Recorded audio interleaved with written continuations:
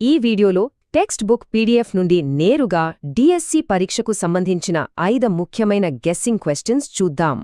సరే, మొదటి ప్రశ్న. నల్ల బంగారం అని ఏ ఖనిజానికి పేరు? దీనికి సరైన సమాధానం పెట్రోలియం. టెక్స్ట్ బుక్ ప్రకారం ఇది చాలా విలువైనది కాబట్టే దీన్ని అలా పిలుస్తారు. ఇక రెండవ ప్రశ్న. ప్రపంచంలోనే అత్యధికంగా అది కూడా నాణ్యమైన ఇనుప ధాతువును ఉత్పత్తి చేసే దేశం ఏది? గుర్తుపెట్టుకోండి, ఆ దేశం బ్రెజిల్.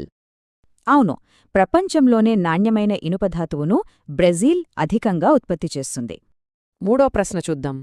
భారతదేశంలో కల్పాకం అణు విద్యుత్ కేంద్రం ఏ రాష్ట్రంలో ఉంది? సమాధానం తమిళనాడు. చూశారుగా, మన టెక్స్ట్ బుక్లోనే ఉంది. కల్పక్కం, తమిళనాడు. సరే, నాలుగో ప్రశ్న. భారతదేశంలో భూతాపశక్తి కేంద్రాలు మణికరాన్తో పాటు ఇంకెక్కడున్నాయి? అది లడఖ్లోని పూగా లోయలో ఉంది. మన దేశంలో మణికరణ్, లడఖ్లోని పూగా లోయ, ఈ 2 ప్రదేశాల్లో భూతాపశక్తి కేంద్రాలు ఉన్నాయి. ఇక చివరి 5వ ప్రశ్న. నిక్షిప్తమైన సూర్యరశ్మి అని దేనిని అంటారు?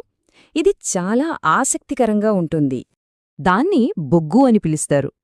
ఎందుకంటే పాఠ్యపుస్తకం ప్రకారం బొగ్గును నిక్షిప్తమైన సూర్యరశ్మి అని అంటారు.